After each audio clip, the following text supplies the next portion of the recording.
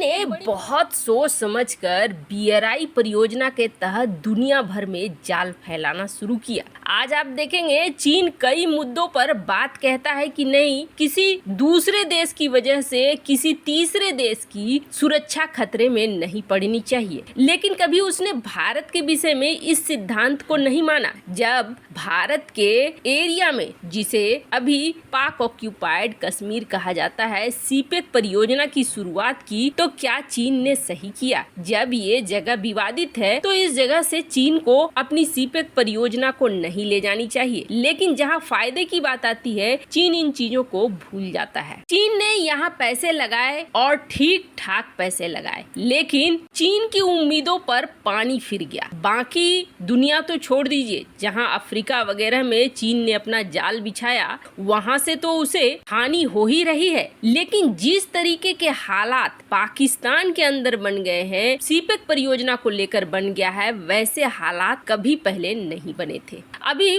बहुत सारी घटनाएं हुई जिसमें सीपेक को लेकर चीन के प्रति बीएलए का गुस्सा नजर आया। बीएलए यानी कि बलूचिस्तान लिबरेशन आर्मी। ये जो विद्रोही समूह है, ये शुरू से चीन की परियोजना सीपेक का कड़ा विरोध कर रही है, इसलिए क्योंकि उनका मानना है कि सीपेक परियोजना से इन्हें कोई फायदा नहीं हो रहा है, बल्कि चीन उनके संसाधनों की चोरी कर रहा है। हमें क्या फायदा मिल रहा है? चीन ने यहाँ 64 अरब डॉलर लगाए। 64 अरब डॉलर का उसे फायदा अब होना शुरू होता, पर इससे पहले ही लगातार चीन के ऊपर हमले होने शुरू हो गए। जो खास प्रतिष्ठान बनाए थे, खास जगह बनाए थे, चीन ने इस सीपेक परियोजना के अंतर्गत उन सारे इलाकों पर हमले होने शुरू हो गए। हमले की कोशिश होनी शुरू हो गई। चीन सीपेक के तहत बलूचिस्तान के ग्वादर शहर में अरबों डॉलर लगा रहा है। पिछले साल सितंबर में खबर आती है जिसमें ये पता चलता है कि ग्वादर में पाकिस्तान के संस्थापक मोहम्मद अली जिन्ना की मूर्ति को उड़ा दिया था। स्क्रीन पर आप देख सकते हैं इस तरीके से यहाँ से जिन्ना की मूर्ति गायब हो गई थी। इससे पहले एक और खबर आई थी जिसमें ये कहा गया था सीपीसी से जुड़े दासू डैम बम विस्फोट हो गया, जिसमें 9 चीनी इंजीनियरों की मौत हो गई। इसके कुछ ही दिन बाद बीएलए ने कराची में एक चीनी नागरिक को उसके कार के अंदर घुसकर गोली मार दी। वैसे जो कुल जमीन है पाकिस्तान का, उसके आधार पर देखेंगे तो बलूचिस्तान पाकिस्तान का सबसे बड़ा प्रांत है और जो बलूच की जातीय संख्या है वो पाकिस्तान की जनसंख्या का करीब 9% है, जो एक बहुत मायने करती है। बीएलए का गुस्सा सिर्फ चीनी नागरिकों पर ही नहीं बल्कि पाकिस्तानी सेनाओं पर भी अपना शुरू हो गया है। ये कब देखने को मिला? जब बलूचिस्तान प्रांत में ही पंजगुर और नूस्की इलाके में फ्रंटियर कोर और सेना के ठिकानों में घुस गए थे बीएलए के विद्रोही, और इसमें कथित तौर पर 100 पाक सैनिक ऊपर चले गए थे। हालांकि पाकिस्तान ने इन दावों को खारिज कर दिया था कि नहीं, ऐसा कुछ नहीं हुआ है, लेकिन जो रिपोर्ट कहती हैं उनकी अगर मानेंगे तो पाकिस्तान को अपने इस इलाके को खाली कराने में हफ्तों का समय लग गया। पाकिस्तानी सेना को पीछे हटना पड़ा और ये बलूच विद्रोही अब तो कई दशकों से एक्टिव हो चुके हैं। अब जो किया है इन्होंने, ये समझ लीजिए कि बहुत बड़ा बवाल खड़ा कर रहा है और इसके बदले में तुरंत जवाब भी चीन की तरफ से आना शुरू हो गया है। स्क्रीन पर आप देख सकते हैं रिपोर्ट। दरअसल हुआ क्या है, पाकिस्तान में मंगलवार का दिन वैसे तो बेहद साधारण तरीके से शुरू हुआ, लेकिन शाम होते होते सिंध प्रांत की राजधानी कराची में अफरा तफरी मच गई। कराची यूनिवर्सिटी के भीतर एक बैंड में हो जाता है धमाका और इस धमाके में 4 लोग ऊपर चले जाते हैं, जिसमें आप सोचेंगे धमाके तो आजकल पाकिस्तान में वैसे ही होते रहे हैं, इसमें कौन सी बड़ी बात है? इसमें बहुत बड़ी बात है और उसका असर जियोपॉलिटिकली दिखना शुरू हो गया, क्योंकि इसमें एक पाकिस्तानी ड्राइवर था और 3 चीनी नागरिक। 2 लोग घायल भी हुए हैं, जिसमें से एक चीन का नागरिक है। धमाका कहाँ हुआ? यूनिवर्सिटी के कन्फ्यूशियस इंस्टीट्यूट के पास एक वैन में। और कराची की पुलिस जब यहाँ पहुंची है तो उनका कहना है कि ऐसा लगता है जैसे कि ये आत्मघाती धमाका था। अब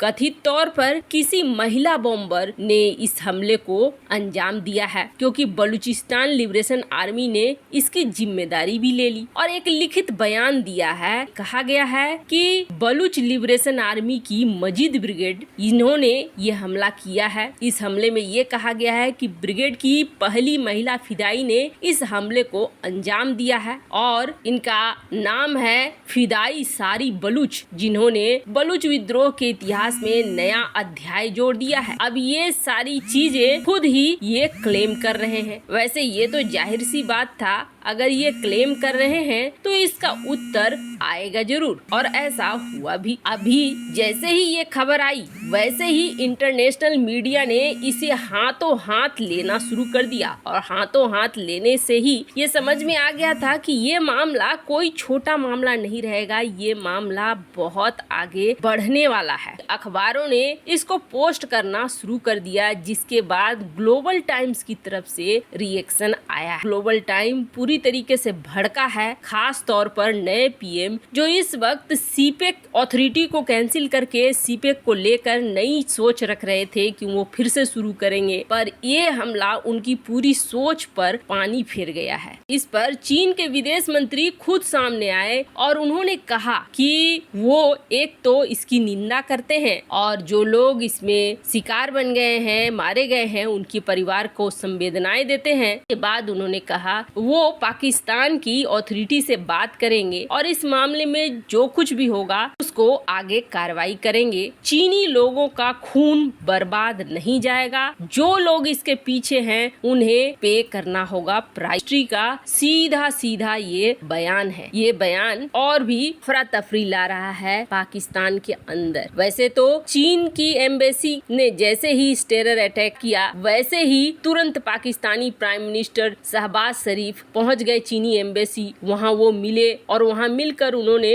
कई सारी बातें कही, या फिर आम बात पे आम या फिर साधारण तरीके से समझे तो कोशिश की कि गुस्सा चीनियों का बहुत ज्यादा न बढ़े, लेकिन इसका गुस्सा तो बढ़ेगा ही। पाकिस्तानी पीएम की तरफ से संवेदनाएं भी व्यक्त की गई, लेकिन पाकिस्तान के इस पूरे कोशिश पर बहुत बड़ा झटका लग गया है कि पाकिस्तानी पीएम वापस से सीपेक परियोजना को शुरू करके कुछ नया करना चाहते थे। पाकिस्तान के अंदर पैसे का फ्लो बढ़ाना चाहते थे, पर इसका उल्टा हो गया है। फ्लो बढ़ाने की जगह अब ये हाल हो गया है कि फ्लो घटने की बात आ रही है। चीन अब एक्शन लेगा या तो एक्शन लेने की मांग करेगा, ये सारी चीजें चलेंगी। चीन का गुस्सा फूट रहा है, वो तो साफ साफ दिख रहा है, और अंतर्राष्ट्रीय मीडिया भी इस बात को जानती है कि इसको लेकर कुछ न कुछ एक्शन हो सकता है। चीन इतनी जल्दी तो बर्दाश्त नहीं करेगा। वैसे देखते हैं आगे क्या होता है। इस मामले में आपकी क्या राय है, कमेंट कर जरूर बताएं। जल्द मिलते हैं अगले वीडियो में नई खबर के साथ।